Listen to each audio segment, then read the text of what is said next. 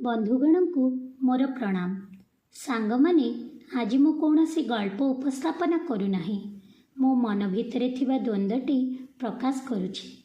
केही केही कहंती से माने सफलतार शीर्ष रे पहुंचीचंती, किंतु प्रकृत सफलता कौन? मु भाबे जेबे मु जन्म हेली बापा माँ भाबिले एइटा तांकर सफलता। तापरे जेतेबेले चाली शिखिली आउ मु कथा कहि पारिली सेतेबेले लागिला एइटा ही सफलता।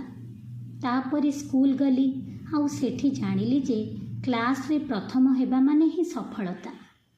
तापरे बुझिली जे असल सफलता तो माध्यमिक परीक्षा रे भल नंबर रखिले मिले।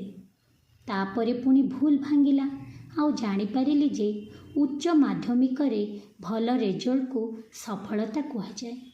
एठी शेष नाही। या परे बुझिली जे भल कॉलेज रे नाम लेखाई भल चाकरी खंडे पाई बहुत रोजगार करबा ही सफलता। तापरे पुनी निज रोजगार रे भल घर किनिबाटा ही बड़ सफलता।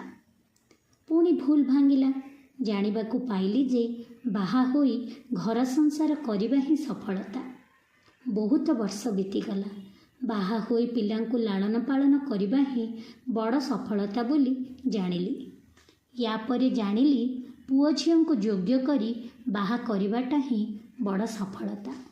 या परे आसिला जीवन सारा रोजगार करिथिबा अर्थ को ठीक जगह विनियोग करबा ही कुआडे बड़ सफलता।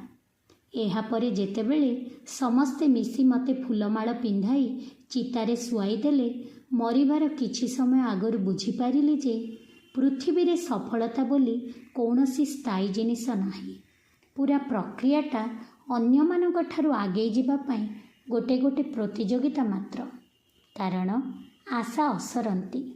जेतेबेले बुझी पारिली जीवन रो प्रति मुहूर्त आनंद सह सुस्थ रहिबा, अन्य दुख रे दुखी हेबा, अन्य पाई खुशी हेबा, अन्य मुहरे हस फुटाइबा आउ प्रभु को स्मरण करबा ही असल सफलता।